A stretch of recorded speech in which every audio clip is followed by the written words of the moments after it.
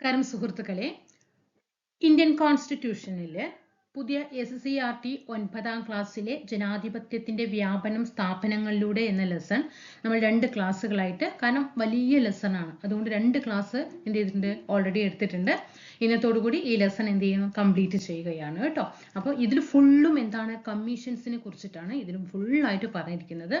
നമ്മൾ സുപ്രധാന നിയമങ്ങളിലാണെങ്കിലും കോൺസ്റ്റിറ്റ്യൂഷൻ ഭാഗത്താണെങ്കിലും നമുക്ക് ഈ ടോപ്പിക്ക് പഠിച്ചു കഴിഞ്ഞാൽ അതിൽ നിന്നുള്ള മാർക്കുകൾ എല്ലാ കമ്മീഷൻസും എന്ത് ചെയ്തിട്ടുണ്ട്, ഇതിൽ പറഞ്ഞിട്ടുണ്ട്. നന്നായിട്ട് പഠിച്ചു മാറ്റാനായിട്ട് ശ്രമിക്കുക കേട്ടോ. അതേപോലെ ഇന്ത്യൻ ഭരണഘടനയിൽ നിന്നും 2025 PSC ചോദിച്ച മുഴുവൻ ചോദ്യങ്ങളുടെ ക്ലാസ് ഇട്ടിട്ടുണ്ട്.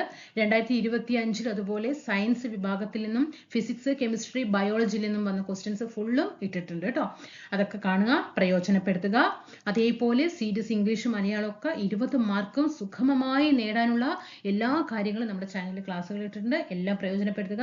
ക്ലാസ്സുകൾ ഇഷ്ടപ്പെടുകയാണെങ്കിൽ സബ്സ്ക്രൈബ് ചെയ്യുക, ലൈക്ക് ചെയ്യുക, ഷെയർ ചെയ്യുക, താഴെ കമന്റ് ചെയ്യുക, ടെലിഗ്രാം ഗ്രൂപ്പിൽ ജോയിൻ ചെയ്യുക. ഇത്രമാത്രം ചെയ്തുകൊണ്ട് അടുത്ത എന്താണ്, ഒരു ഗവൺമെന്റ് സീറ്റ് ഉറപ്പിക്കാനായിട്ട് ശ്രമിക്കുക കേട്ടോ. നമുക്ക് ക്ലാസ്സിലേക്ക് പോകാം. ദേശീയ വനിതാ കമ്മീഷനെ കുറിച്ചിട്ടാണ്. കണ്ടോ, ദേശീയ വനിതാ കമ്മീഷനിൽ കുറച്ച് സ്ത്രീകൾ അവരുടെ ഒരു പ്ലക്കാർഡുമായിട്ട് നിൽക്കുന്നുണ്ട് അല്ലെ. തുല്യനീതി ഉറപ്പുവരുത്തുക, ലിംഗസമത്വം അല്ലെ, ലിംഗസമത്വം ഉറപ്പുവരുത്തുക, സ്ത്രീകളുടെ അവകാശങ്ങൾ സംരക്ഷിക്കുക, പിന്നെന്താ, സ്ത്രീ സുരക്ഷ ഉറപ്പാക്കുക. അങ്ങനെ പല കാര്യങ്ങൾ ഉന്നയിച്ചുകൊണ്ട് ഇതൊക്കെയാണല്ലേ ഒരു വനിതാ കമ്മീഷൻ എന്ന് പറയുന്നത്. വിദ്യാഭ്യാസ തൊഴിലവസരങ്ങൾ ഉറപ്പുവരുത്തുക, സ്ത്രീകൾക്കെതിരായിട്ടുള്ള അതിക്രമങ്ങൾ അവസാനിപ്പിക്കുക, ലൈംഗിക അതിക്രമങ്ങളിൽ നിന്നും സ്ത്രീകൾക്ക് എന്ത് ചെയ്യണം, സുരക്ഷ നൽകുക അല്ലെ. അപ്പൊ ഇതൊക്കെ ആയിട്ട് എന്താണ് പ്രവർത്തിക്കുന്ന ഒരു സംഘടനയാണ് എന്ത്, വനിതാ കമ്മീഷൻ എന്ന് പറയുന്നത്. നമുക്ക് നോക്കാം. ഇവിടെ സമൂഹത്തിൽ സ്ത്രീകൾ അഭിമുഖീകരിക്കുന്ന വിവിധ പ്രശ്നങ്ങൾ ഇടപെട്ട് നിയമപരമായ പരിഹാരങ്ങൾ നിർദ്ദേശിക്കുകയും നടപടികൾ ശുപാർശ ചെയ്യുകയുമാണ് ദേശീയ വനിതാ കമ്മീഷന്റെ പ്രധാനപ്പെട്ട ചുമതല. 1992 പഠിച്ചു വെക്കണേ 1992 ജനുവരി 31 ദേശീയ വനിതാ കമ്മീഷൻ സ്ഥാപിതമായത്. 1992 ജനുവരി മാസം 31 ജനുവരി 31 ദേശീയ വനിതാ കമ്മീഷൻ സ്ഥാപിതമായത്.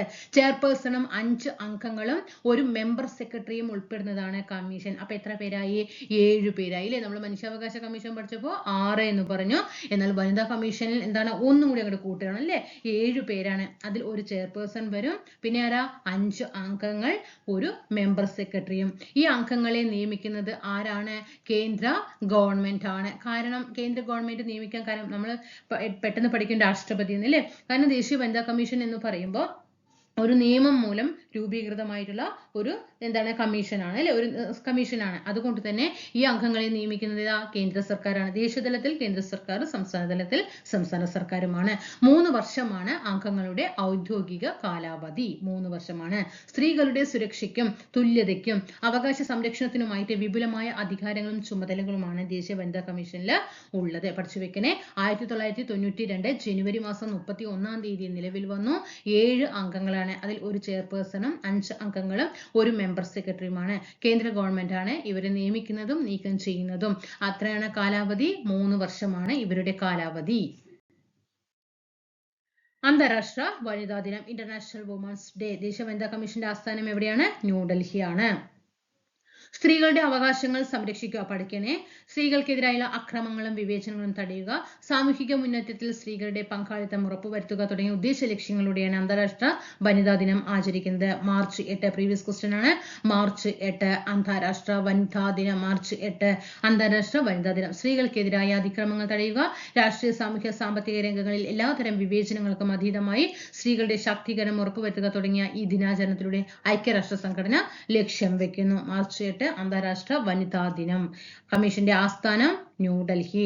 1992 ജനുവരി 31 നിലവിൽ വന്നു. 7 പേരാണ് അംഗങ്ങൾ, ഒരു ചെയർപേഴ്സൺ, 5 അംഗങ്ങൾ, ഒരു മെമ്പർ സെക്രട്ടറി. കേന്ദ്ര ഗവൺമെന്റ് ആണ് നിയമിക്കുന്നതും നീക്കം ചെയ്യുന്നതും. 3 വർഷമാണ് ഇവരുടെ കാലാവധി. ഓക്കെ, ഇനി ചുമതലകൾ നോക്കാം. സ്ത്രീ സുരക്ഷാ നോക്കണേ, കണ്ടോ, ഒരു ചെയിൻ മോഡലിൽ കണക്ട് ചെയ്തിട്ടുണ്ട്. വെരി വെരി ഇമ്പോർട്ടന്റ് ആണ്, പഠിച്ചു വെക്കണം കേട്ടോ. സ്ത്രീ സുരക്ഷയ്ക്കായിട്ടുള്ള ഭരണഘടനാ വ്യവസ്ഥകളും നിയമങ്ങളും പരിശോധിക്കുക, ഒന്നാമത്തെ ചുമതല. സ്ത്രീകളുടെ അവകാശങ്ങൾ സംരക്ഷിക്കുന്നതിനായിട്ടുള്ള നിയമനിർമ്മാണങ്ങൾക്ക് നിർദ്ദേശങ്ങൾ സമർപ്പിക്കുക. ലിംഗനീതി ഉറപ്പുവരുത്തുന്നതുമായി ബന്ധപ്പെട്ട പ്രവർത്തനങ്ങൾ, സ്ത്രീകൾ നേരിടുന്ന അസമത്വങ്ങളും വിവേചനങ്ങളും ഇല്ലാതാക്കുന്നതിനുള്ള നിർദ്ദേശങ്ങൾ നൽകുക. സ്ത്രീകൾ നേരിടുന്ന വിവിധ പ്രശ്നങ്ങളിൽ ഇടപെടുകയും പ്രശ്നപരിഹാരങ്ങൾ നിർദ്ദേശിക്കുകയും ചെയ്യുക.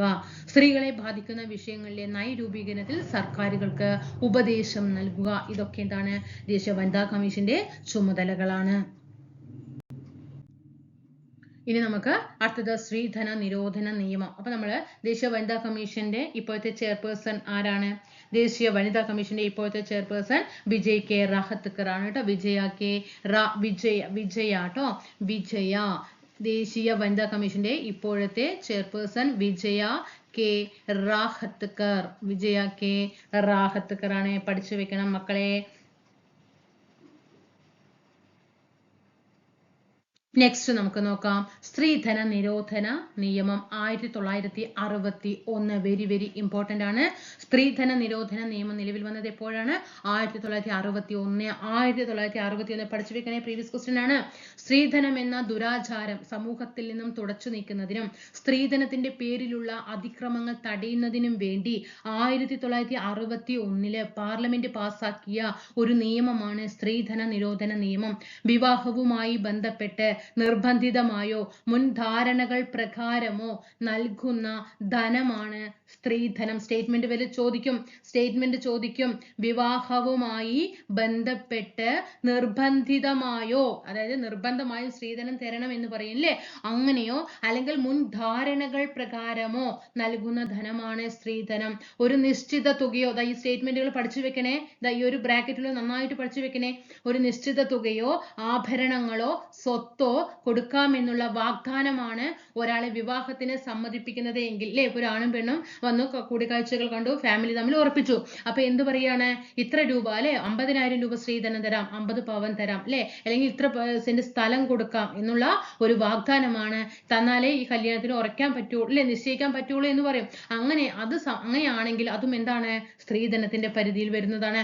ഈ നിയമപ്രകാരം സ്ത്രീധനം സ്വീകരിക്കുന്നതും നൽകുന്നതും കുറ്റകരമാണ്. അപ്പൊ നമ്മളിവിടെ പഠിച്ചത് സ്ത്രീധന നിരോധന നിയമം 1961 പാർലമെന്റ് പാസാക്കിയ ഒരു നിയമമാണ്. അപ്പൊ എന്തൊക്കെയാണ്? വിവാഹവുമായി ബന്ധപ്പെട്ട് നിർബന്ധിതമായോ മുൻധാരണകൾ പ്രകാരമോ നൽകുന്ന ധനമാണ് സ്ത്രീധനം. ഒരു നിശ്ചിത തുകയോ ആഭരണങ്ങളോ സ്വത്തോ കൊടുക്കാമെന്നുള്ള വാഗ്ദാനമാണ് ഒരാളെ വിവാഹത്തിന് സമ്മതിപ്പിക്കുന്നത് എങ്കിൽ അത് എന്തിൽ വരും? സ്ത്രീധനത്തിന്റെ പരിധിയിൽ വരും, അല്ലെ, ഡൗറിയിൽ വരും. ഈ നിയമപ്രകാരം സ്ത്രീധനം സ്വീകരിക്കുന്നതും നൽകുന്നതും കുറ്റകരമാണ്. ഇനി നമുക്ക് നോക്കാം, ഗാർഹിക പീഡന നിരോധന നിയമം 2005. നമ്മുടെ രാജ്യത്ത് 2006 ഒക്ടോബർ 26 ഗാർഹിക പീഡന നിരോധന നിയമം പ്രാബല്യത്തിൽ വന്നത്.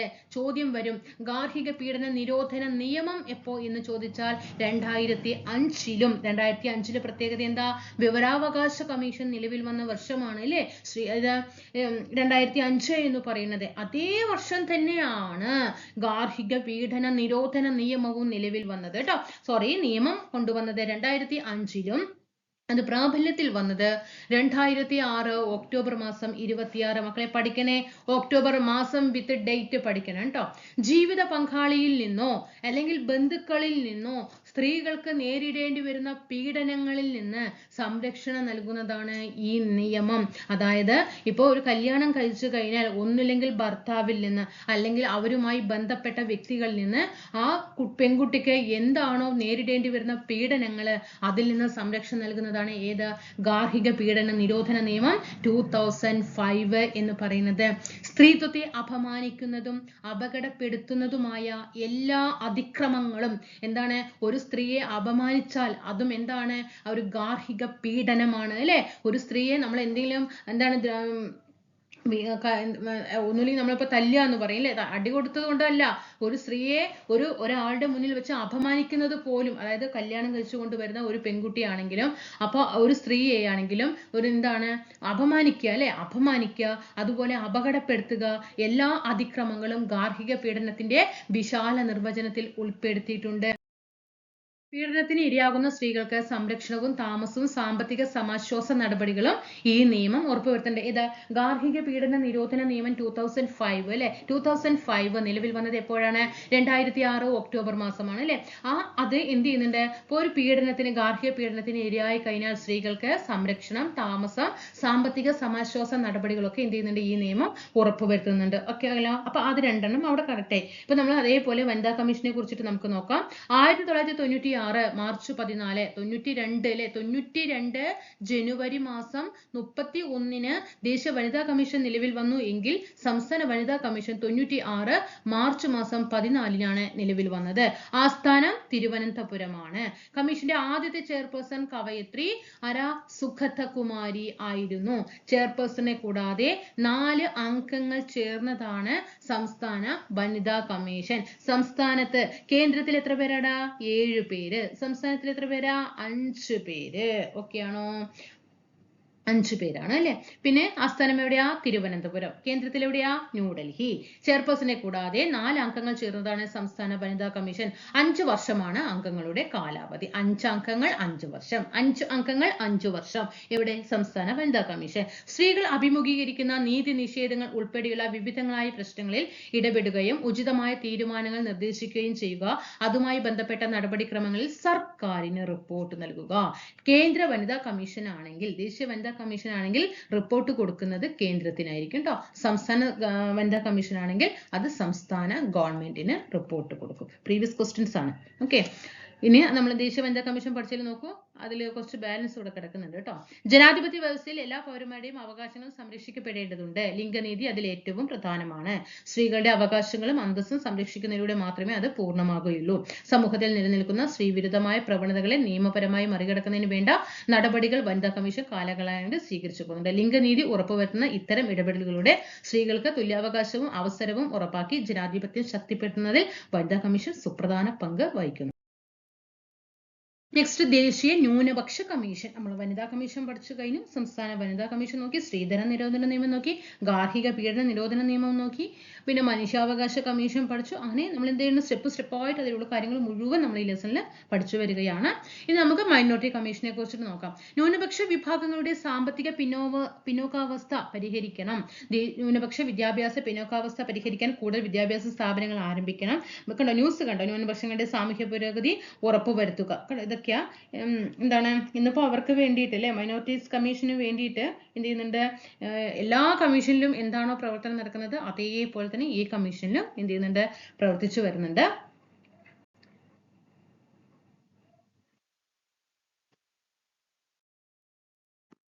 രാജ്യത്തെ ന്യൂനപക്ഷങ്ങളുടെ താൽപര്യങ്ങൾ സംരക്ഷിച്ച് അവരുടെ ക്ഷേമത്തിനായുള്ള നിയമങ്ങൾ ഫലപ്രദമായി നടപ്പിലാക്കുന്നുവെന്ന് ഉറപ്പുവരുത്തുന്നതിനു വേണ്ടി രൂപീകരിക്കപ്പെട്ട സ്ഥാപനമാണ് ന്യൂനപക്ഷ കമ്മീഷൻ എന്ന് പറയുന്നത്. മത, ഭാഷ, സാംസ്കാരിക ന്യൂനപക്ഷങ്ങളുടെ അവകാശങ്ങൾ സംരക്ഷിച്ച് ആ വിഭാഗങ്ങളുടെ ക്ഷേമം ഉറപ്പുവരുത്തുക എന്നതാണ് കമ്മീഷന്റെ പ്രധാനപ്പെട്ട ചുമതല. അവിടെ ശ്രദ്ധിക്കണേ. രാജ്യത്തെ ന്യൂനപക്ഷങ്ങളുടെ താൽപര്യങ്ങൾ സംരക്ഷിച്ച് അവരുടെ ക്ഷേമത്തിനായിട്ടുള്ള നിയമങ്ങൾ ഫലപ്രദമായി നടപ്പിലാക്കുന്നുണ്ടെന്ന് ഉറപ്പുവരുത്തുന്നതിന് വേണ്ടി രൂപീകരിക്കപ്പെട്ട സ്ഥാപനമാണ്. മതത്തിന്റെ പേരിലാണെങ്കിലും ഭാഷയുടെ പേരിലാണെങ്കിലും സാംസ്കാരിക ന്യൂനപക്ഷങ്ങളുടെ അവകാശങ്ങൾ ഈ മേഖലയിലെല്ലാം എന്ത് ചെയ്യണം? അവർക്കൊരു സംരക്ഷണം കൊടുക്കണം. 1993 മെയ് മാസം 17, വെരി ഇമ്പോർട്ടന്റ്, 1993 മെയ് മാസം 17 ദേശീയ ന്യൂനപക്ഷ കമ്മീഷൻ നിലവിൽ വന്നത്. 93 തന്നെയാണ് മനുഷ്യാവകാശ കമ്മീഷൻ നിലവിൽ വന്നത്. 93 തന്നെയാണ് ന്യൂനപക്ഷ കമ്മീഷൻ നിലവിൽ വന്നത്. ചെയർപേഴ്സൺ അപ്പൊ നമ്മൾ പഠിക്കണം 93 അല്ലെ, 1993 മെയ് മാസം 17. പിന്നെ ചെയർപേഴ്സണും വൈസ് ചെയർപേഴ്സണും 5 അംഗങ്ങളും ഉൾപ്പെടുന്നതാണ്. എത്ര പേരായി അപ്പോ? 7 പേര് അല്ലേ. ദേശീയ മനുഷ്യാവകാശ കമ്മീഷനിൽ നമ്മൾ 6 പറഞ്ഞു. ദേശീയ വനിതാ കമ്മീഷനിൽ എത്ര പറഞ്ഞു? 7 പറഞ്ഞു. ന്യൂനപക്ഷ കമ്മീഷനിലും എന്ത് തന്നെയാണ്? 7 പേരാണ്. ചെയർപേഴ്സൺ, വൈസ് ചെയർപേഴ്സൺ, 5 അംഗങ്ങൾ ഉൾപ്പെടുന്നതാണ് കമ്മീഷൻ. കേന്ദ്ര ഗവൺമെന്റ് ആണ് ഇവരെ എന്ത് ചെയ്യുന്നത്? നാമനിർദ്ദേശം ചെയ്യുന്നത്. കേന്ദ്ര ഗവൺമെന്റ്. രാഷ്ട്രപതിയാണ് കമ്മീഷൻ അംഗങ്ങളെ നിയമിക്കുന്നത്. കണ്ടോ, ആരാണ്? രാഷ്ട്രപതി കേട്ടോ. രാഷ്ട്രപതി ആണ് കമ്മീഷൻ അംഗങ്ങളെ നിയമിക്കുന്നത്. നാമനിർദ്ദേശം ചെയ്യുന്നത് ആരാ? കേന്ദ്ര ഗവൺമെന്റ്. പഠിച്ചു വെക്കണേ. കമ്മീഷൻ സ്റ്റേറ്റ്മെന്റ് വന്നു കഴിഞ്ഞാൽ അവിടെ കൺഫ്യൂഷൻ ആകാൻ പാടില്ല. അംഗങ്ങളെ നാമനിർദ്ദേശം ചെയ്യുന്നത് കേന്ദ്ര ഗവൺമെന്റ് ആണ്. അവരെ നിയമിക്കുന്നത് പ്രസിഡന്റ് ആണ്. 3 വർഷമാണ് അംഗങ്ങളുടെ ഔദ്യോഗിക കാലാവധി. ദേശീയ ന്യൂനപക്ഷ കമ്മീഷന് വിപുലമായ അധികാരങ്ങളും ചുമതലകളുമാണ് നിർവഹിക്കാൻ ഉള്ളത്. ഇപ്പോഴത്തെ ന്യൂനപക്ഷ കമ്മീഷന്റെ ചെയർപേഴ്സൺ ആരാണ്? ഇക്ബാൽ സിംഗ് ലാൽപുര. ആരാണ് ഇപ്പോഴത്തേത്? ഇക്ബാൽ സിംഗ് ലാൽപുര. ഓക്കെ ആണോ? കറന്റ് ആണ്. അപ്പോൾ ഇവിടെ പഠിക്കണം. 1993 മെയ് മാസം 17 ദേശീയ ന്യൂനപക്ഷ കമ്മീഷൻ നിലവിൽ വന്നു. ചെയർപേഴ്സൺ, വൈസ് ചെയർപേഴ്സൺ പ്ലസ് 5 അംഗങ്ങൾ, ടോട്ടൽ 7. വനിതാ കമ്മീഷൻ 7, ന്യൂനപക്ഷ കമ്മീഷൻ 7, മനുഷ്യാവകാശ കമ്മീഷൻ 6. ഓക്കെ ആണോ? മനുഷ്യാവകാശ കമ്മീഷൻ 6, വനിതാ കമ്മീഷൻ 7, ന്യൂനപക്ഷ കമ്മീഷൻ 7, ന്യൂനപക്ഷ കമ്മീഷൻ, വനിതാ കമ്മീഷൻ 7. രാഷ്ട്രപതി നിയമിക്കുന്നു. നാമനിർദ്ദേശം കേന്ദ്ര ഗവൺമെന്റ്. 3 വർഷം കാലാവധി. ഇനി അവരുടെ ചുമതലകള്: ന്യൂനപക്ഷങ്ങളുടെ സാമൂഹിക വികസന പുരോഗതി വിലയിരുത്തുക, ന്യൂനപക്ഷങ്ങളുടെ സംരക്ഷണാർത്ഥമുള്ള ഭരണഘടനാ വ്യവസ്ഥയുടെയും നിയമങ്ങളുടെയും പ്രവർത്തനം വിലയിരുത്തുക, ന്യൂനപക്ഷങ്ങൾ നേരിടുന്ന പ്രശ്നങ്ങളും പ്രതിസന്ധികളും സംബന്ധിച്ച റിപ്പോർട്ടുകൾ കാലാകാലങ്ങളിൽ സമർപ്പിക്കുക, ന്യൂനപക്ഷങ്ങളുടെ അവകാശ ലംഘനവുമായി ബന്ധപ്പെട്ട പരാതികൾ പരിശോധിക്കുകയും തുടർ നടപടികൾക്കായിട്ട് ശുപാർശകൾ നടത്തുകയും ചെയ്യുക, ന്യൂനപക്ഷങ്ങൾക്കായിട്ടുള്ള പരിരക്ഷകരുടെ കൃത്യമായ പരിപാലനത്തിന് വേണ്ട നിർദ്ദേശങ്ങൾ സമർപ്പിക്കുക. ഇനി നമുക്ക് നോക്കാം സംസ്ഥാനത്തെ ന്യൂനപക്ഷ കമ്മീഷൻ. 2013 ആണ് കേരള സംസ്ഥാന ന്യൂനപക്ഷ കമ്മീഷൻ നിലവിൽ വന്നത്. ദേശീയം 93, കേരളം 2013. ചെയർപേഴ്സണും വൈസ് ചെയർപേഴ്സണും ഉൾപ്പെടെ 4 അംഗങ്ങൾ ഉൾപ്പെടെ, ചെയർപേഴ്സണും വൈസ് ചെയർപേഴ്സണും ഉൾപ്പെടെ 4 അംഗങ്ങൾ. അപ്പൊ മറ്റു 2 അംഗങ്ങൾ അല്ലേ? എത്ര പേരാണ്? 4 അംഗങ്ങൾ ആണ് ഉള്ളത്. ഇവരെ നാമനിർദ്ദേശം ചെയ്യുന്നത് സ്റ്റേറ്റ് ഗവൺമെന്റ് അല്ലെ? സ്റ്റേറ്റ് ഗവൺമെന്റ് ആണ്. 3 വർഷമാണ് കാലാവധി. ഭരണഘടന അനുസൃതമായി മതഭാഷ ന്യൂനപക്ഷങ്ങൾക്ക് അനുവദിക്കപ്പെട്ട അവകാശങ്ങൾ ലഭിക്കുന്നുണ്ടെന്ന് ഉറപ്പുവരുത്തുന്ന ന്യൂനപക്ഷ കമ്മീഷന്റെ ചുമതലയാണ്. ഈ വിഭാഗങ്ങൾക്ക് വിദ്യാഭ്യാസ സ്ഥാപനങ്ങൾ ആരംഭിക്കുന്നതിനും നടത്തുന്നതിനുമായി നടപടികൾ ശുപാർശ ചെയ്യുന്നത് കമ്മീഷനാണ്. ഓക്കെ ആണോ? അവകാശങ്ങൾ ലഭിക്കുന്നുണ്ട് എന്നുള്ള നോക്കിയോ, ഇവിടെ ഒന്ന് ശ്രദ്ധിക്കണം മക്കളെ. മതഭാഷ ന്യൂനപക്ഷങ്ങൾക്ക് അനുവദിക്കപ്പെട്ട അവകാശങ്ങൾ ലഭിക്കുന്നുണ്ടെന്ന് ഉറപ്പുവരുത്തുന്നത് ന്യൂനപക്ഷ കമ്മീഷന്റെ ചുമതലയാണ്. ഇന്ത്യൻ കോൺസ്റ്റിറ്റ്യൂഷനില് മൗലിക അവകാശത്തില് ആർട്ടിക്കിൾ 29 ഇത് പറയുന്നത്. ഇവർക്ക് വിദ്യാഭ്യാസ സ്ഥാപനങ്ങൾ ആരംഭിക്കുന്നതിനെ കുറിച്ച് പറയുന്നത് ആർട്ടിക്കിൾ 30 വെരി വെരി ഇമ്പോർട്ടന്റ് ആണ്. ന്യൂനപക്ഷങ്ങൾക്ക് അവകാശങ്ങൾ സംരക്ഷിക്കുന്നത് ആർട്ടിക്കിൾ 29. അവർക്ക് വിദ്യാഭ്യാസ സ്ഥാപനങ്ങൾ ആരംഭിക്കുന്നത് 30. എപ്പോഴും ഈ ഒരു ക്വസ്റ്റ്യൻ PSCക്ക് നല്ല ഇഷ്ടപ്പെട്ട ഒരു ക്വസ്റ്റ്യൻ ആണ്. അതുകൊണ്ട് നന്നായിട്ട് ശ്രദ്ധിക്കണം. ന്യൂനപക്ഷങ്ങളെ കുറിച്ചിട്ട് പറയുന്നത് 29 30 എല്ലാ വിഭാഗം ജനങ്ങളുടെയും പങ്കാളിത്തവും ഉൾച്ചേരലും ജനാധിപത്യ വ്യവസ്ഥയിൽ പ്രധാനമാണ്.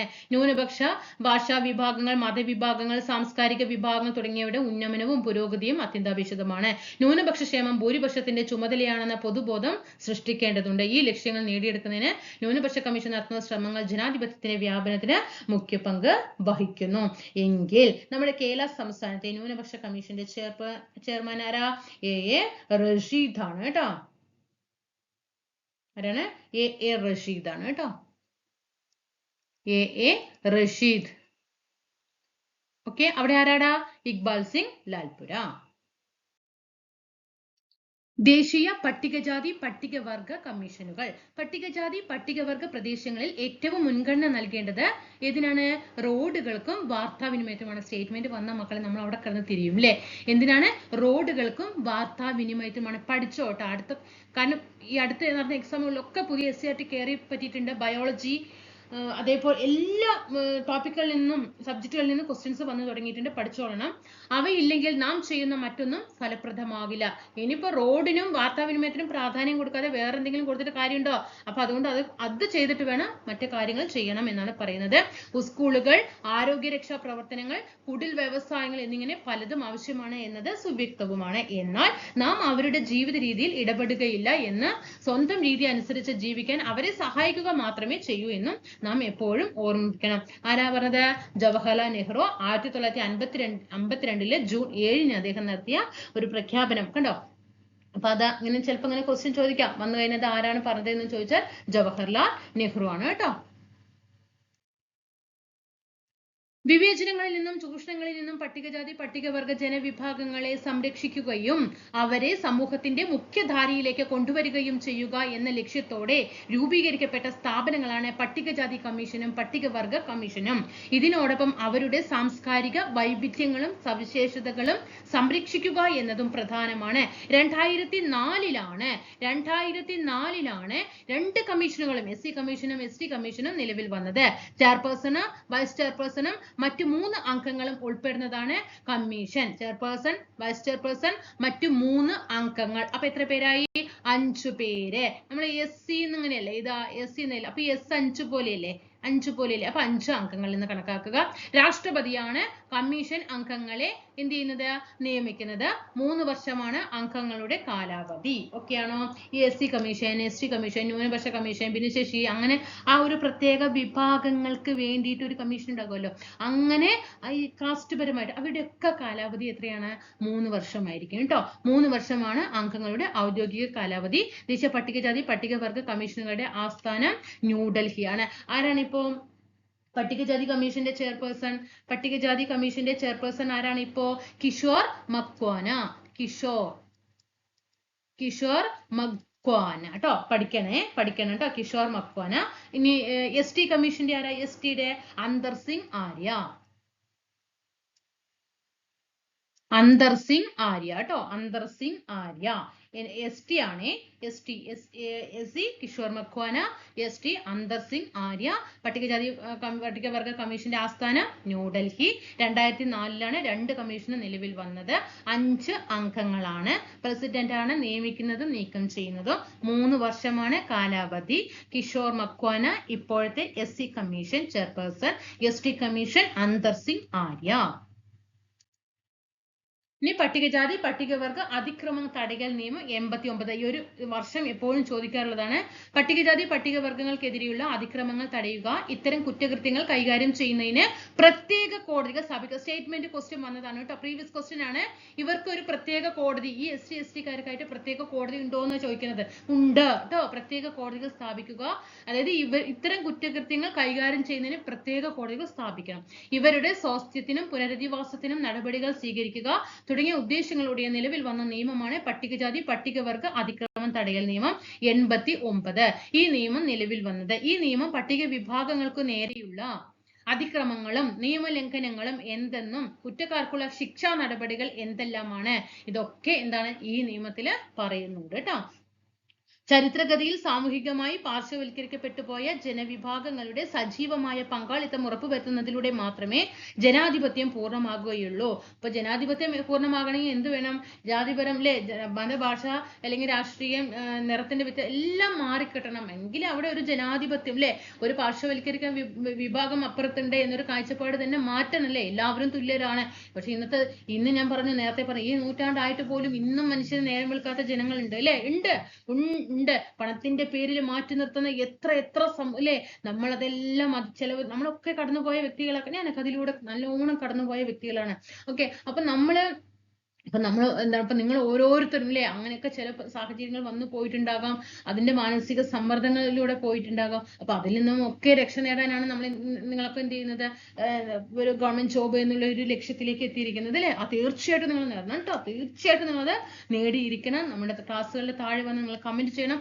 അതിലൊരു 10% എന്നിലൂടെ നിങ്ങൾക്ക് നേടാൻ കഴിഞ്ഞിട്ടുണ്ടെങ്കിൽ നിങ്ങൾ തീർച്ചയായിട്ടും താഴെ കമന്റ് ചെയ്യണം. നിങ്ങൾ എനിക്കൊന്നും തരേണ്ട, ഒരു മിസ്സേ ഒരു താങ്ക് യു ലിസ്റ്റിൽ ഉൾപ്പെടാൻ സാധിച്ചിട്ടുണ്ട് എന്ന് അത്രമാത്രം മതി, കൂടുതലൊന്നും ആഗ്രഹിക്കുന്നില്ല. ഓക്കെ, അതേപോലെ അവരുടെ സവിശേഷമായ പാരമ്പര്യ അറിവുകളും സംസ്കാരവും തനിമ നഷ്ടപ്പെടാതെ സംരക്ഷിക്കുന്നതോടൊപ്പം ആധുനിക സമൂഹത്തിൽ ഈ ജനതയുടെ ഉൾച്ചേരലും ഉറപ്പാക്കേണ്ടതുണ്ട്. ദേശീയ പട്ടികജാതി കമ്മീഷൻ, പട്ടികവർഗ കമ്മീഷൻ എന്നിവയുടെ പ്രവർത്തനങ്ങൾ ഈ പ്രക്രിയയുടെ ആക്കം കൂട്ടുകയും ജനാധിപത്യത്തെ കൂടുതൽ കരുത്തുറ്റതാക്കുകയും ചെയ്യുന്നു. ഇനി പട്ടികജാതി പട്ടികവർഗ കമ്മീഷന്റെ ചുമതലകളാണ് നോക്കാം. പട്ടികജാതി പട്ടികവർഗ വിഭാഗങ്ങൾക്കെതിരെയുള്ള അതിക്രമങ്ങളുമായി ബന്ധപ്പെട്ട പരാതികൾ അന്വേഷിക്കുക. പട്ടികജാതി പട്ടികവർഗ ക്ഷേമത്തിനായിട്ടുള്ള ഭരണഘടനാ വ്യവസ്ഥകളും നിയമങ്ങളും കാര്യക്ഷമമായി നടപ്പിലാക്കുന്നുവെന്ന് വിലയിരുത്തുക. പട്ടികജാതി പട്ടികവർഗ വിഭാഗങ്ങളുടെ ക്ഷേമം, സംരക്ഷണം, ഉന്നമനം എന്നിവ ലക്ഷ്യമാക്കിയിട്ടുള്ള പ്രവർത്തനങ്ങൾ ഏകോപിപ്പിക്കുക. പട്ടികജാതി പട്ടികവർഗ വിഭാഗങ്ങൾ നേരിടുന്ന വെല്ലുവിളികൾ പരിഹരിക്കുന്നതിനുള്ള മാർഗനിർദ്ദേശങ്ങൾ സർക്കാരിന് സമർപ്പിക്കുക. ഇനി ഗോത്രവർഗ കമ്മീഷൻ, സംസ്ഥാന പട്ടികജാതി പട്ടിക ഗോത്രവർഗ കമ്മീഷൻ. കേരളത്തിലെ പട്ടികജാതി പട്ടിക ഗോത്രവർഗങ്ങളിൽപ്പെട്ടവരുടെ ക്ഷേമവും സംരക്ഷണവും ഉറപ്പാക്കുക എന്ന ലക്ഷ്യത്തോടെ രൂപവൽക്കരിക്കപ്പെട്ട സ്ഥാപനമാണ് കേരള പട്ടികജാതി പട്ടിക ഗോത്രവർഗ കമ്മീഷൻ. ചെയർപേഴ്സണും മറ്റ് 2 അംഗങ്ങളും ഉൾപ്പെടുന്നതാണ് കമ്മീഷൻ. അതിപ്പോ ഞാൻ പറഞ്ഞില്ലേ, ഒരു പ്രത്യേക വിഭാഗത്തിന് വേണ്ടിയിട്ട് ഉള്ള കമ്മീഷന്റെ ഒക്കെ കാലാവധി എത്രയാണ്? 3 കേട്ടോ. ചെയർപേഴ്സണും മറ്റ് 2 അംഗങ്ങളും ഉൾപ്പെടുന്നതാണ് കമ്മീഷൻ. ഇവിടെ 3 അംഗങ്ങളാണ്. ഗവർണറാണ് ഇവരെ നിയമിക്കുന്നത്. 3 വർഷമാണ് അംഗങ്ങളുടെ ഔദ്യോഗിക കാലാവധി. മനസ്സിലായോ? 3 വർഷമാണ് അംഗങ്ങളുടെ കാലാവധി. 3 പേര് അംഗങ്ങൾ, 3 അംഗങ്ങൾ, 3 വർഷമാണ്. ഇങ്ങനെ പ്രത്യേക വിഭാഗം കണ്ടാൽ എവിടെ അപ്പോൾ കാലാവധി 3 ആയിരിക്കും കേട്ടോ. പട്ടികജാതി പട്ടികവർഗ വിഭാഗങ്ങളുടെ അവകാശങ്ങൾ നിഷേധിക്കപ്പെടുന്നതുമായി ബന്ധപ്പെട്ട പരാതികളിൽ അന്വേഷണം നടത്തുകയും അനന്തര നടപടികൾ ശുപാർശ ചെയ്യുകയുമാണ് പ്രധാനപ്പെട്ട ചുമതല. കൂടാതെ പ്രസ്തുത വിഭാഗങ്ങളുടെ സാമൂഹിക സാമ്പത്തിക സ്ഥിതി വിലയിരുത്തുകയും അവരുടെ പുരോഗതി ഉറപ്പാക്കുന്നതുമായി ബന്ധപ്പെട്ട നിർദ്ദേശങ്ങൾ നൽകുകയും ചെയ്യുക എന്നതാണ് എന്ത് ചെയ്യുന്നത്? ഇവരുടെ ചുമതലകളിൽ ഉൾപ്പെടുന്നത് കേട്ടോ. അപ്പൊ നന്നായിട്ട് ഇതെന്ത് ചെയ്യണം? പഠിച്ചു വെക്കണം. 1 second.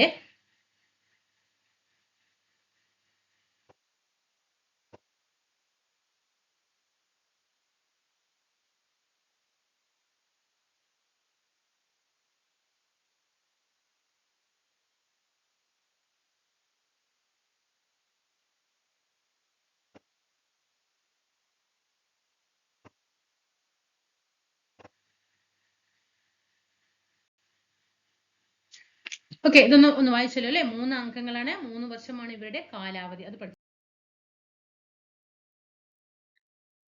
2007 SC/ST ഗോത്രവർഗ കമ്മീഷൻ നിലവിൽ വന്നത് കേട്ടോ. 2007 അതിന്റെ ഇപ്പോഴത്തെ ചെയർപേഴ്സൺ ശശിധരനാണ് കേട്ടോ. ശശിധരൻ പഠിച്ചു വെക്കണം. ഇനി നമുക്ക് ദേശീയ പിന്നാക്ക വിഭാഗ കമ്മീഷൻ നോക്കാം. വിദ്യാഭ്യാസം എല്ലാവർക്കും പ്രാപ്യമായ ഒരു നിലയിലേക്ക് കൊണ്ടുവന്നേ മതിയാകൂ. പിന്നാക്ക വിഭാഗം ജനങ്ങൾക്ക് ഉന്നത വിദ്യാഭ്യാസം എത്രയും ചെലവ് കുറഞ്ഞതായിരിക്കുക എന്നതാവണം വിദ്യാഭ്യാസ വകുപ്പിന്റെ നയം. അവർക്ക് എന്താണ്? ചെലവ് കുറഞ്ഞിട്ടുള്ള നല്ല വിദ്യാഭ്യാസം കൊടുക്കണം. ഈ സമുദായങ്ങളെ എല്ലാം സമത്വത്തിലേക്ക് ഉയർത്തുവാനാണെങ്കിൽ അതിന് ഒരേ ഒരു പോംവഴിയാണ് നിലയിലുള്ളവർക്ക് പ്രത്യേക പരിഗണന നൽകുക. താണ നിലയിലുള്ളവർക്ക് പ്രത്യേക പരിഗണന നൽകുക മാത്രമാണ്. ആരാണ് പറഞ്ഞത്? BR അംബേദ്കർ ആണ്. നമ്മൾ പറഞ്ഞത് SC/ST വിഭാഗത്തെ കുറിച്ചിട്ട് നമ്മുടെ ജവഹർലാൽ നെഹ്റു അഭിപ്രായപ്പെട്ടു അല്ലെ? അവർക്ക് റോഡും വാർത്താവിനിമയവുമാണ് ആദ്യം കൊടുക്കേണ്ടത് എന്ന് പറഞ്ഞു. എന്നിട്ട് വേണം മറ്റുള്ളത് കൊടുക്കാൻ എന്ന് ആര് പറഞ്ഞു? ജവഹർലാൽ നെഹ്റു പറഞ്ഞു. പക്ഷേ ഇവിടെ ബാക്ക്വേർഡ് ക്ലാസസിന് പിന്നാക്ക വിഭാഗ കമ്മീഷന് നമ്മുടെ അംബേദ്കർ പറയുന്നുണ്ട്. 1927 ഫെബ്രുവരി 24 ലെജിസ്ലേറ്റീവ് കൗൺസിൽ ബജറ്റ് പ്രസംഗത്തിലാണ് അദ്ദേഹം ഇങ്ങനെ പറയുന്നത്. രാജ്യത്തെ സാമൂഹികമായും സാമ്പത്തികമായും പിന്നാക്കം നിൽക്കുന്ന വിഭാഗങ്ങളുടെ ഉന്നമനം ലക്ഷ്യമാക്കിയിട്ടാണ് പിന്നാക്ക വിഭാഗങ്ങൾക്കായിട്ടുള്ള ദേശീയ കമ്മീഷൻ സ്ഥാപിക്കപ്പെട്ടിട്ടുള്ളത്. സാമൂഹികവും വിദ്യാഭ്യാസപരമായും പിന്നാക്കം നിൽക്കുന്ന വിഭാഗങ്ങളുടെ പിന്നാക്കാവസ്ഥ പരിഹരിക്കുന്നതിനുള്ള നിർദ്ദേശങ്ങൾ സമർപ്പിക്കുക എന്നതും കമ്മീഷന്റെ ചുമതലകളിൽ ഉൾപ്പെടുന്നു. 1993 കമ്മീഷൻ നിലവിൽ വന്നത്. 1993 എന്ത് ചെയ്യുന്നത്? കമ്മീഷൻ നിലവിൽ വന്നത്. അപ്പൊ 93 ഏതൊക്കെ പറഞ്ഞു? 1 മനുഷ്യാവകാശ കമ്മീഷൻ പറഞ്ഞു, 2 പിന്നാക്ക വിഭാഗ കമ്മീഷൻ പറഞ്ഞു, പിന്നെ ന്യൂനപക്ഷ കമ്മീഷൻ ന്യൂനപക്ഷം ഒക്കെ എന്തിലാണ്? 93 കേട്ടോ. ചെയർപേഴ്സണും വൈസ് ചെയർപേഴ്സണും 3 അംഗങ്ങളും ചേർന്നതാണ്. 5 അംഗങ്ങൾ. ചെയർപേഴ്സണും വൈസ് ചെയർപേഴ്സണും 3 അംഗങ്ങളും. അപ്പൊ ടോട്ടൽ എത്ര? 1 ചെയർപേഴ്സൺ, 2 വൈസ് ചെയർപേഴ്സൺ, മറ്റത് 3 അംഗങ്ങൾ, മൊത്തം 5 അംഗങ്ങൾ. രാഷ്ട്രപതിയാണ് അംഗങ്ങളെ നിയമിക്കുന്നത്. 3 വർഷം. ഇപ്പൊ കാലാവധി എല്ലായിട്ടും ഏകദേശം മനസ്സിലായല്ലോ. 3 വർഷമാണ് അംഗങ്ങളുടെ ഔദ്യോഗിക കാലാവധി. 2018 ഭരണഘടനാ പദവി ലഭ്യമായത്. 93 നിലവിൽ വരുന്ന സമയത്ത് അതിന് ഭരണഘടനാ പദവി ഉണ്ടായിരുന്നില്ല. 2018 അങ്ങനെ സ്റ്റേറ്റ്മെന്റ് വന്നാലോ, 2018 കമ്മീഷന് ഭരണഘടനാ പദവി ലഭ്യമായത് എന്ന് പറഞ്ഞിട്ട് സ്റ്റേറ്റ്മെന്റ് വന്നാൽ 93 കമ്മീഷൻ നിലവിൽ വന്നതില്ലേ എന്ന് പറഞ്ഞിട്ട് നമ്മൾ അങ്ങോട്ട് എന്ത് ചെയ്യും അല്ലേ, ഓരോരുത്തരും തെറ്റിക്കും. അപ്പൊ എന്ത് ചെയ്യണം, 93 നിലവിൽ വന്നു എങ്കിലും അതിന് ഭരണഘടനാ പദവി, അതായത് ഒരു ആർട്ടിക്കിൾ കിട്ടുന്നത് 2018 കമ്മീഷന് ഭരണഘടനാ പദവി ലഭ്യമായത്. എങ്കിൽ ഇപ്പോഴത്തെ 5 അംഗങ്ങൾ, ഒരു ചെയർപേഴ്സൺ പറഞ്ഞു അല്ലെ, ചെയർപേഴ്സൺ ആരാ, ന്യൂനപക്ഷ കമ്മീഷന്റെ പിന്നാക്ക വിഭാഗ കമ്മീഷന്റെ ചെയർപേഴ്സൺ ആരാണ്, ഹൻസ്രാജ് ഗംഗാറാം അഹിർ. ഹൻസ്രാജ് ഗംഗാറാം അഹിർ. ഓക്കെ, ഇതാണ് ഇപ്പോഴത്തെ പിന്നാക്ക വിഭാഗ കമ്മീഷന്റെ ചെയർപേഴ്സൺ. ഒരു വൈസ് ചെയർമാൻ ഉണ്ട് എന്ന് പറഞ്ഞു അല്ലെ, വൈസ് ചെയർമാൻ ഉണ്ട്. അതുപോലെ എത്ര അംഗങ്ങളുണ്ട്, 3 അംഗങ്ങളും ഉണ്ട്.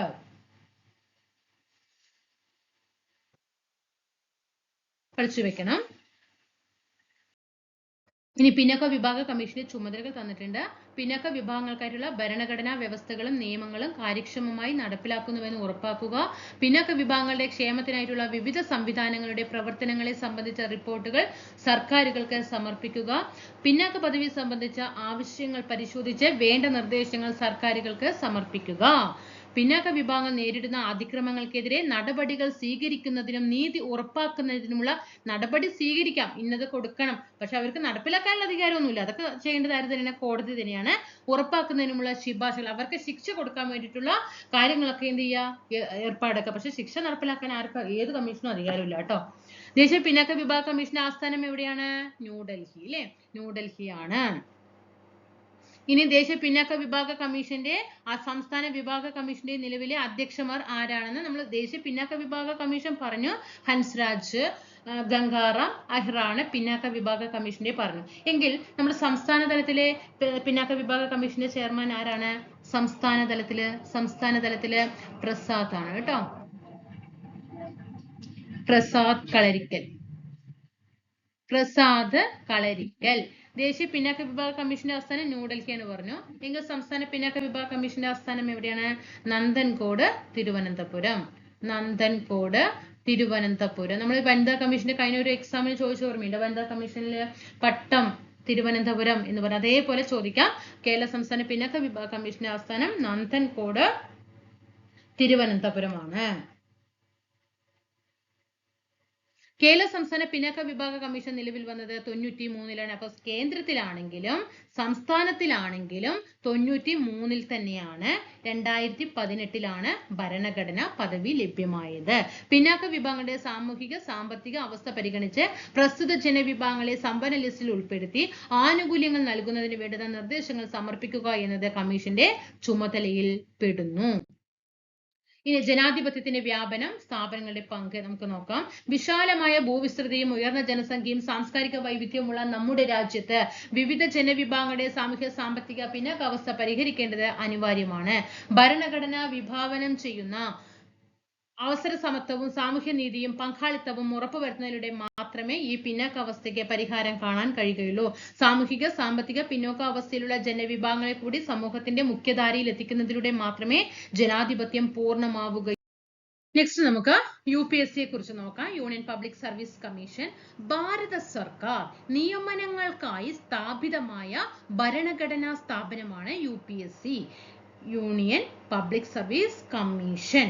ഇന്ത്യൻ ഭരണഘടനയുടെ അനുച്ഛേദം 320 കമ്മീഷൻ നിലവിൽ വന്നിട്ടുള്ളത്. UPSC നിലവിൽ വന്ന ആർട്ടിക്കിൾ ഏതാണ്, 320. നമ്മുടെ കേരള PSCയോ 315. നമ്മൾ എങ്ങനെയാ 315 കൊടുക്കുക, നമുക്ക് 3:15 എക്സാം വിടുക. 1.25 മണിക്കൂറുള്ള എക്സാമിന് 3:15 വിടും അല്ലേ, 3:15 വിടും. അപ്പൊ 315 കേരള PSC ആലോചിക്കുക, 320 UPSC. ചെയർപേഴ്സണും 10 അംഗങ്ങളുമാണ് കമ്മീഷനിൽ ഉള്ളത്. അപ്പൊ എത്ര പേരായി? ചെയർപേഴ്സണും ഉണ്ട്, 10 അംഗങ്ങളുമാണ് കമ്മീഷനിൽ ഉള്ളത്. 11 പേരാണ്. രാഷ്ട്രപതിയാണ് എന്ത് ചെയ്യുന്നത്? ഇവരെ നിയമിക്കുന്നത്. 6 വർഷമോ അല്ലെങ്കിൽ 65 വയസ്സോ ആണ് കാലാവധി. 6 വർഷമോ അല്ലെങ്കിൽ 65 വയസ്സോ ആണ് അംഗങ്ങളുടെ കാലാവധി. മനസ്സിലായോ? 6 വർഷം കാലാവധി ഉള്ളത് നമ്മള് ദേശീയ മനുഷ്യാവകാശ കമ്മീഷൻ പഠിച്ചു അല്ലെ? ദേശീയ മനുഷ്യാവകാശ കമ്മീഷൻ 6 വർഷമാണ്. UPSCയും 6 വർഷമാണ്. അവിടെ കാലാവധി 70 വയസ്സാണ്, ഇവിടെ 65. ഓക്കെ ആണോ? ദേശീയ മനുഷ്യാവകാശ കമ്മീഷൻ 6 വർഷം അല്ലെങ്കിൽ 70 വയസ്സ്. UPSC 6 വർഷം അല്ലെങ്കിൽ 65. അഖിലേന്ത്യാ സർവീസിലേക്കും കേന്ദ്ര സർവീസിലേക്കും നിയമനങ്ങൾ നടത്തുന്നത് UPSC ആണ്. കേന്ദ്ര സർക്കാരിന്റെ സേവനങ്ങളിലേക്ക് നിയമനത്തിനായി പരീക്ഷകളിലൂടെയും അഭിമുഖങ്ങളിലൂടെയും തിരഞ്ഞെടുപ്പ് നടത്തുക എന്നതാണ് കമ്മീഷന്റെ മുഖ്യ ചുമതല. സംസ്ഥാനങ്ങളിൽ സർക്കാർ സേവനങ്ങൾക്കായി നിയമനങ്ങൾ നടത്തുന്നത് അതാത് സംസ്ഥാനങ്ങളിലെ പബ്ലിക് സർവീസ് കമ്മീഷൻ ആണ്. കേരളത്തിൽ കേരള പബ്ലിക് സർവീസ് കമ്മീഷൻ ആണ് സംസ്ഥാന സർക്കാർ നിയമനങ്ങൾ നടത്തുന്നത്. ഇപ്പോഴത്തെ UPSC ചെയർപേഴ്സൺ ആരാണ്? അജയ് കുമാർ ആണ് കേട്ടോ. ആരാണ്? അജയ് കുമാർ. കേരള PSC നമുക്കറിയാം, ഭരിച്ചു അല്ലെ?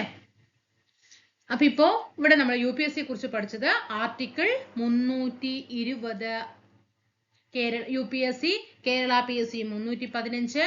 UPSCയിൽ എത്ര പേര് അംഗങ്ങൾ? 11 പേരാണ്. 10 അംഗങ്ങളും ഒരു ചെയർപേഴ്സണ്. പ്രസിഡന്റ് ആണ് നിയമിക്കുന്നതും നീക്കം ചെയ്യുന്നതുമൊക്കെ. 6 വർഷം അല്ലെങ്കിൽ 65 വയസ്സാണ് കാലാവധി. അപ്പൊ നമ്മള് നേരത്തെ ജനാധിപത്യത്തിന്റെ വ്യാപനം സ്ഥാപനങ്ങളിലൂടെ എന്ന് പറഞ്ഞതില് കുറച്ചുകൂടെ പറയാനുണ്ട് കേട്ടോ. ഒരു പാരഗ്രാഫ് ഇവിടെ കിടക്കുന്നുണ്ട്, സോറി. ജനാധിപത്യ ഭരണ സംവിധാനത്തിന്റെ വിജയവും പരാജയവും ജനപങ്കാളിത്തത്തിൽ അധിഷ്ഠിതമാണ്. വിവിധ ജനവിഭാഗങ്ങളുടെ പങ്കാളിത്തം രാഷ്ട്രീയ പ്രക്രിയയിൽ ഉറപ്പാക്കുന്നതിൽ മുകളിൽ പ്രതിപാദിച്ചിട്ടുള്ള ഭരണഘടനേതര സ്ഥാപനങ്ങൾക്ക് സുപ്രധാന സ്ഥാനമാണ് ഉള്ളത്. ഉദാഹരണമായി തെരഞ്ഞെടുപ്പ് കമ്മീഷൻ പൗരരുടെ രാഷ്ട്രീയ അവകാശങ്ങൾ സ്വതന്ത്രമാക്കുകയും നിർഭയമാകുകയും വിനിയോഗിക്കുന്നതിനുള്ള സാഹചര്യം സൃഷ്ടിക്കുന്നതിലൂടെ രാഷ്ട്രീയ ജനാധിപത്യത്തിന്റെ അടിത്തറ വിപുലീകരിക്കുന്നു. 51-52 കാലഘട്ടം മുതൽ തന്നെ തെരഞ്ഞെടുപ്പ് ജനാധിപത്യം ശാക്തീകരിക്കുന്നതിനും സ്വതന്ത്രവും നീതിപൂർവമായ തെരഞ്ഞെടുപ്പ് ഉറപ്പുവരുത്തുന്നതിനും ആവശ്യമായ നടപടി തെരഞ്ഞെടുപ്പ് കമ്മീഷൻ സ്വീകരിച്ചിട്ടുണ്ട്. മണ്ഡലങ്ങൾ നിർണ്ണയിക്കൽ, വോട്ടർ പട്ടിക തയ്യാറാക്കുക, സാർവത്രിക പ്രായപൂർത്തി വോട്ടവകാശം നടപ്പിലാക്കുക, രാഷ്ട്രീയ പാർട്ടികൾക്ക് അംഗീകാരം നൽകുക, തെരഞ്ഞെടുപ്പ് പരിഷ്കാരങ്ങൾ നടപ്പിലാക്കുക, തെരഞ്ഞെടുപ്പ് സാക്ഷരത കൈവരിക്കാൻ തുടങ്ങിയ കമ്മീഷൻ നിർവഹിച്ചു വരുന്ന ധർമ്മങ്ങൾ ഇന്ത്യൻ ജനാധിപത്യത്തെ ശക്തിപ്പെടുത്തിയിട്ട് നമ്മൾ ഇതൊക്കെ പഠിച്ചു കഴിഞ്ഞതാണ്. കാരണം ജനാധിപത്യത്തിന്റെ വ്യാപന സ്ഥാപനങ്ങളുടെ എന്നൊരു ലെസൺ നമ്മൾ ഇത് പഠിക്കുമ്പോൾ നമ്മൾ ഫസ്റ്റ് തന്നെ പറഞ്ഞു തെരഞ്ഞെടുപ്പ് കമ്മീഷനെ കുറിച്ച് പഠിച്ചു. 1951-ലും 52-ലും വന്നിട്ടുള്ള ജനപ്രാതിനിധ്യ നിയമങ്ങളെ കുറിച്ച് പഠിച്ചു. മനുഷ്യാവകാശ കമ്മീഷനെ കുറിച്ച് പഠിച്ചു. പിന്നാക്ക വിഭാഗ കമ്മീഷൻ, ന്യൂനപക്ഷ കമ്മീഷൻ, സ്ത്രീധന നിരോധന നിയമങ്ങള്, ഗാർഹിക പീഡന നിരോധന നിയമം, അതുപോലെ തന്നെ പിന്നാക്ക വിഭാഗ commission, SC commission, ST commission, UPSC, PSC ഇതൊക്കെ നമ്മൾ ഈ ഒരു ലെസണിൽ എന്ത് ചെയ്തിട്ടുണ്ട്? പഠിച്ചു വന്നിട്ടുണ്ട്. അപ്പൊ ഇതിന്റെ ഒക്കെ ഒരു പ്രവർത്തനം എന്താണ്? നമ്മുടെ ജനാധിപത്യ വ്യവസ്ഥയിൽ എന്താണ് നമ്മൾ ശാക്തീകരിക്കാനും വേണ്ടിയിട്ടും നല്ല രീതിയിൽ പ്രവർത്തനങ്ങൾ കൊണ്ടുപോകാനും ഓരോരോ വിഭാഗങ്ങളിലും എന്ത് ചെയ്യുന്നുണ്ട്? മുൻനിരകളിൽ എത്തിക്കാനും വേണ്ടി ഓരോ കമ്മീഷനുകളും എന്ത് ചെയ്യുന്നുണ്ട്? പ്രവർത്തിക്കുന്നുണ്ട് എന്നാണ് ഈ ഒരു പാരഗ്രാഫിൽ പറയുന്നത്. ചരിത്രപരമായ കാരണങ്ങളാൽ പാർശ്വവൽക്കരിക്കപ്പെട്ട വിവിധ വിഭാഗങ്ങളെ ജനാധിപത്യ പ്രക്രിയയുടെ ഭാഗമാക്കാനും അവരെ മുഖ്യധാരയിലേക്ക് കൊണ്ടുവരുന്നതിനും ഇപ്പോ നമ്മള് ഇത്ര കാര്യങ്ങൾ പഠിച്ചത് മുഴുവൻ ഈ ഒരു പാരഗ്രാഫിൽ അവർ ക്രോഡീകരിച്ചിരിക്കുകയാണ്. ഇപ്പൊ നേരത്തെ തെരഞ്ഞെടുപ്പ് കമ്മീഷന്റെ ചുമതലകൾ നമ്മൾ ഇപ്പൊ ഒരു പാരഗ്രാഫിൽ പഠിച്ചു അല്ലെ? അതൊക്കെ നമ്മൾ നേരത്തെ പഠിച്ചു വന്നതാണ്. കമ്മീഷനെ കുറിച്ച് പഠിച്ചു വന്നപ്പോൾ ഞാൻ അവിടെ ഒന്ന് വായിച്ചു വിട്ടു എന്നേ മാത്രമേ ഉള്ളൂ. അപ്പൊ അതൊക്കെ അവരുടെ ചുമതലയാണ്. അടുത്ത് നമ്മൾ ദേശീയ മനുഷ്യാവകാശ കമ്മീഷൻ പഠിച്ചു, വനിതാ കമ്മീഷൻ പഠിച്ചു, ന്യൂനപക്ഷ കമ്മീഷൻ, പട്ടികജാതി കമ്മീഷൻ, പട്ടികവർഗ കമ്മീഷൻ, പിന്നാക്ക വിഭാഗ കമ്മീഷൻ തുടങ്ങിയ സ്ഥാപനങ്ങൾ സുപ്രധാന പങ്ക് വഹിക്കുന്നുണ്ട്. തെരഞ്ഞെടുപ്പ് ജനാധിപത്യത്തിനപ്പുറം അരികവൽക്കരിക്കപ്പെട്ട വിഭാഗങ്ങളുടെ വിഷമതകൾ പ്രത്യേകമായി തന്നെ പരിഹരിക്കപ്പെടേണ്ടതുണ്ട്. ഈ ധർമ്മമാണ് മേൽ സൂചിപ്പിച്ച കമ്മീഷനുകൾ നിർവഹിക്കുന്നത്. സാമൂഹിക പിന്നോക്കാവസ്ഥയുമായി ബന്ധപ്പെട്ട പ്രശ്നങ്ങൾക്ക് പരിഹാരം കാണുന്നതിനൊപ്പം വ്യക്തിപരമായി നേരിടുന്ന പ്രശ്നങ്ങൾക്കും പരിഹാരം കാണുന്നതിനും ഈ കമ്മീഷനുകൾ ശ്രമിക്കുന്നുണ്ട്. പൗരാവകാശ സംരക്ഷണത്തോടൊപ്പം മനുഷ്യരിൽ അന്തർലീനമായ അന്തസ്സിൽ നിന്ന് ഉരുത്തിരിഞ്ഞു വന്ന അവകാശങ്ങളുടെ സംരക്ഷണം ഉറപ്പുവരുത്തേണ്ടത് ജനാധിപത്യത്തിന്റെ വ്യാപനത്തിന് ഇത്തരം അവകാശങ്ങൾ ഉറപ്പുവരുത്തുന്ന ജനാധിപത്യ പ്രക്രിയയെ ദൃഢമാക്കുന്നതിൽ മനുഷ്യാവകാശ കമ്മീഷൻ സ്തുത്യർഹമായ പങ്കുവഹിക്കുന്നു. വനിതകളുടെ സാമൂഹികമായ മുന്നേറ്റം ഉറപ്പുവരുത്തുന്നതിനും സ്ത്രീകൾക്കെതിരായ അതിക്രമങ്ങൾ തടയുന്നതിനും അവരുടെ അന്തസ്സ് ഉയർത്തിപ്പിടിക്കുന്നതിനും സഹായകമായ നടപടികൾ സ്വീകരിക്കുന്നതിലൂടെ വനിതാ കമ്മീഷൻ ജനാധിപത്യത്തെ കൂടുതൽ അർത്ഥപൂർണ്ണമാക്കുന്നു. ഇനി അടുത്തത് നമ്മൾ ഓരോ കമ്മീഷനുകളൊക്കെ എങ്ങനെയൊക്കെ ചെയ്യുന്നുണ്ട് എന്നുള്ള ഒന്നും കൂടിയിട്ട് അവർ കൊടുത്തിരിക്കുകയാണ്. ഇനി ന്യൂനപക്ഷങ്ങളുടെ സംരക്ഷണവും തുല്യ പരിഗണനയും ഉറപ്പുവരുത്തേണ്ടത് ഒരു ജനാധിപത്യ രാഷ്ട്രത്തിന്റെ ഉത്തരവാദിത്തമാണ്. ന്യൂനപക്ഷ വിഭാഗങ്ങൾക്കെതിരായ അതിക്രമങ്ങൾ തടയുന്നതിലൂടെ ന്യൂനപക്ഷ അവകാശങ്ങൾ ഉറപ്പുവരുത്തുന്നതിലൂടെയും ന്യൂനപക്ഷ കമ്മീഷൻ ജനാധിപത്യത്തെ ശക്തിപ്പെടുത്തുന്നു. ഇനി പട്ടികജാതി പട്ടികവർഗ വിഭാഗങ്ങൾ നേരിടുന്ന വിവിധങ്ങളായ സാമൂഹിക സാമ്പത്തിക പ്രശ്നങ്ങളെ പരിഹരിക്കുന്നതിനും അവരെ മുഖ്യധാരയിൽ എത്തിക്കുന്നതിനും ആവശ്യമായ നടപടികൾ സ്വീകരിക്കുന്നതിലൂടെ പട്ടികജാതി പട്ടികവർഗ കമ്മീഷനുകൾ വലിയ ഉത്തരവാദിത്തമാണ് നിറവേറ്റുന്നത്. മറ്റ് പിന്നാക്ക വിഭാഗങ്ങളുടെ സാമ്പത്തിക വിദ്യാഭ്യാസപരമായ പിന്നാക്കാവസ്ഥകൾ പരിഹരിച്ചുകൊണ്ട് അവരെയും സമൂഹത്തിന്റെ മുഖ്യധാരയുടെ ഭാഗമാക്കുക എന്ന ജനാധിപത്യവൽക്കരണമാണ് പിന്നാക്ക വിഭാഗ കമ്മീഷൻ നിർവഹിക്കുന്നത്. ഇപ്രകാരം പാർശ്വവൽക്കരിക്കപ്പെട്ട ജനവിഭാഗങ്ങളെ ഉൾച്ചേർക്കുകയും രാഷ്ട്രീയ അവകാശങ്ങളുടെ വിനിയോഗം സാധ്യമാക്കുകയും ചെയ്യുന്നതിലൂടെ മേൽപ്പറഞ്ഞ സ്ഥാപനങ്ങൾ ഇന്ത്യൻ ജനാധിപത്യത്തെ സാമൂഹിക സാമ്പത്തിക തലങ്ങളിലേക്ക് കൂടി വ്യാപിപ്പിക്കുന്നു. ഇനി ഇവിടെ നമുക്ക് ദേശീയ ബാലാവകാശ കമ്മീഷനെ കുറിച്ചിട്ടൊന്ന് പറയുന്നുണ്ട്, നമുക്ക് നോക്കാം. കുട്ടികളുടെ അവകാശങ്ങൾ സംരക്ഷിക്കുക എന്ന ലക്ഷ്യത്തോടെ സ്ഥാപിക്കപ്പെട്ട കമ്മീഷനാണ് ദേശീയ ബാലാവകാശ കമ്മീഷൻ. വനിതാ ശിശു വികസന മന്ത്രാലയത്തിന്റെ കീഴിലാണ് കമ്മീഷൻ പ്രവർത്തിക്കുന്നത്. പഠിച്ചു വെക്കണം കേട്ടോ. വനിതാ ശിശു വികസന മന്ത്രാലയം, വെരി ഇമ്പോർട്ടന്റ്, പഠിച്ചു വെച്ചോ. വനിതാ ശിശു വികസന മന്ത്രാലയത്തിന്റെ കീഴിലാണ് കമ്മീഷൻ പ്രവർത്തിക്കുന്നത്. 2007 മാർച്ച് 5-നാണ് കമ്മീഷൻ നിലവിൽ വന്നത്. 2007 മാർച്ച് 5-നാണ് 2007 മാർച്ച് 5 നിലവിൽ വന്നത്. പഠിച്ചു വെക്കണം. ഒരു ചെയർപേഴ്സണും 6 അംഗങ്ങളുമാണ് കമ്മീഷനിൽ ഉള്ളത്. 7 പേരായി ഇല്ലേ? അപ്പൊ ഒരു ചെയർപേഴ്സണും 6 അംഗങ്ങളും. 7 അംഗങ്ങൾ നമ്മൾ നേരത്തെ പഠിച്ചു. ഏതിലാണ്? വനിതാ കമ്മീഷനില്. വനിതാ ശിശു വികസനം എന്നല്ലേ ഇവിടെ പറഞ്ഞിരിക്കുന്നത്, നോക്കിയേ. അപ്പൊ വനിതാ കമ്മീഷൻ, ശിശു എന്ന് പറയുമ്പോൾ ബാലാവകാശ കമ്മീഷൻ. അപ്പൊ രണ്ടിലും എത്രയാണ്? 7 അംഗങ്ങളാണ് കേട്ടോ. കുട്ടികളുടെ വിദ്യാഭ്യാസം, ആരോഗ്യം, പരിചരണം, ക്ഷേമം, നീതി തുടങ്ങിയവ കമ്മീഷന്റെ ലക്ഷ്യങ്ങളാണ്. കേരളത്തിൽ കുട്ടികളുടെ അവകാശ സംരക്ഷണത്തിനായിട്ട് കേരള സംസ്ഥാന ബാലാവകാശ കമ്മീഷൻ പ്രവർത്തിച്ചു വരുന്നു. പഠിച്ചോളണം. 2007 മാർച്ച് 5-ന് നിലവിൽ വന്നു. 7 അംഗങ്ങളാണ്. ദേശീയ ബാലാവകാശ കമ്മീഷന്റെ ഇപ്പോഴത്തെ ചെയർപേഴ്സൺ ആരാ? പ്രിയങ്ക് കനുങ്കോ. പ്രിയങ്ക് കനുങ്കോ. ഓക്കെ ആണോ? എങ്കിൽ നമ്മുടെ കേരള സംസ്ഥാനത്തെ ബാലാവകാശ കമ്മീഷൻ ചെയർപേഴ്സൺ ആരാണ്? കേരള സംസ്ഥാനത്തെ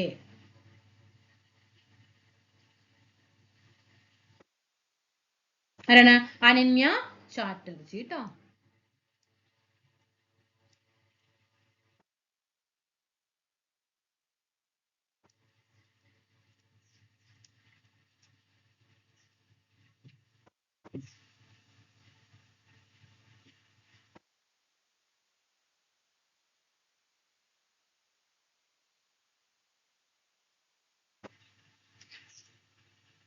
സോറി അതിൽ പേര് മാറിപ്പോയതാണ്. എനിക്കൊരു കൺഫ്യൂഷൻ വന്നപ്പോൾ ഞാൻ ജസ്റ്റ് ഒന്ന് എടുത്ത് നോക്കിയതാണ് കേട്ടോ. പെട്ടെന്നൊന്ന് മാറിയതാണ്. മനോജ് കുമാർ ആണ് കേട്ടോ. ആരാണ്? മനോജ് കുമാർ. അനന്യ ചാറ്റർജി അല്ല, മനോജ് കുമാറാണ്. അപ്പോൾ ദേശീയ ബാലാവകാശ സംരക്ഷണ കമ്മീഷനെ കുറിച്ചിട്ട് നമ്മൾ എന്തൊക്കെയാ പഠിച്ചത്? 2007 മാർച്ച് 5-ന് നിലവിൽ വന്നു. പിന്നെന്താ പഠിച്ചത്? 7 അംഗങ്ങളാണ്. 7 അംഗങ്ങളുള്ള വേറൊരു കമ്മീഷൻ ഏതാ? വനിതാ കമ്മീഷൻ ചെയർപേഴ്സൺ അല്ലേ? ആ വനിതാ കമ്മീഷനിലും 7 പേരാണ്. ബാലാവകാശ കമ്മീഷനിലും 7 പേരാണെന്ന് പഠിച്ചു വെക്കുക. 2007 മാർച്ച് 5-ന് നിലവിൽ വന്നു. പ്രിയങ്ക കനുങ്കോ ദേശീയ ബാലാവകാശ കമ്മീഷൻ ചെയർമാൻ. സംസ്ഥാനത്ത് മനോജ് കുമാർ ആണ് കേട്ടോ. മനോജ് കുമാർ ആണ്. ഓക്കെ ആണോ? അപ്പൊ അങ്ങനെ നമ്മള് എന്ത് ചെയ്തു? ജനാധിപത്യത്തിന്റെ വ്യാപനം സ്ഥാപനങ്ങളിലൂടെ എന്ന് പറയുന്നതാണ് തെരഞ്ഞെടുപ്പ് കമ്മീഷൻ, മനുഷ്യാവകാശം, ന്യൂനപക്ഷം, പിന്നാക്ക വിഭാഗം, SC ST, UPSC, PSC, ബാലാവകാശ കമ്മീഷൻ, അതൊക്കെയാണ് സ്ഥാപനങ്ങൾ എന്ന് പറയുന്നത്. മനസ്സിലാവുന്നുണ്ടോ? അപ്പൊ അങ്ങനെ ഈ ലെസൺ നമ്മളവിടെ കംപ്ലീറ്റ് കഴിഞ്ഞു. എക്സാമുകൾക്ക് പ്രതീക്ഷിച്ചിട്ട് തന്നെ പെക്കോട്ട ക്വസ്റ്റ്യൻസ് അത് നമ്മൾ പഠിക്കണം. അതേപോലെ നമ്മൾ 9ാം ക്ലാസ്സിൽ 2 ലെസൺ നമ്മൾ തീർത്തിട്ടുണ്ട്. ജനാധിപത്യത്തിന്റെ വ്യാപന സ്ഥാപനങ്ങളുടെ എന്നത്, അതേപോലെ തന്നെ വേറൊരു ലെസണും കൂടി തീർത്തിട്ടുണ്ട്. അതുപോലെ ബയോളജിയിൽ ഈ അടുത്ത് നടന്ന എക്സാമിൽ ഒക്കെ ആ ലെസണിൽ നിന്ന് ചോദിച്ചിട്ടുണ്ട്. ആ ഒരു 1ാമത്തെ ലെസൺ 9ാം ക്ലാസ്സിൽ തീർത്തിട്ടുണ്ട്. അടുത്ത 2ാമത്തെ ലെസണുമായി എന്ത് ചെയ്യും? ഉടനെ തന്നെ ചെയ്യും. നന്നായിട്ട് പഠിക്കുക കേട്ടോ, നന്നായിട്ട് പഠിക്കുക. ഞാനൊരു മാരത്തോൺ പോലെ ഈ ഒരു അടുത്തുള്ള ദിവസങ്ങളിൽ കുറച്ച് നന്നായിട്ട് ചെയ്യണം എന്നുള്ളൊരു ASM പോകും മുമ്പേ നിങ്ങൾക്ക് ബെനിഫിറ്റ് ആയിട്ട് കുറച്ച് കാര്യങ്ങൾ ചെയ്യണമെന്നുണ്ട്. നോക്കട്ടെ, ഞാൻ അതിനനുസരിച്ചിട്ട് തയ്യാറെടുക്കാം കേട്ടോ. താഴെ നിങ്ങളുടെ അഭിപ്രായങ്ങൾ രേഖപ്പെടുത്തുക. അടുത്ത ക്ലാസ്സിൽ കാണാം. നല്ലൊരു ദിവസം തന്നെ ആശംസിക്കുന്നു. ഇനി വരുന്ന ദിവസങ്ങളെല്ലാം നിങ്ങളുടേതാക്കി മാറ്റാനായിട്ട് നിങ്ങൾക്ക് കഴിയട്ടെ. ദൈവത്തിനോടുകൂടി പ്രാർത്ഥിക്കുന്നു. അടുത്ത ക്ലാസ്സിൽ കാണാം. Thank you.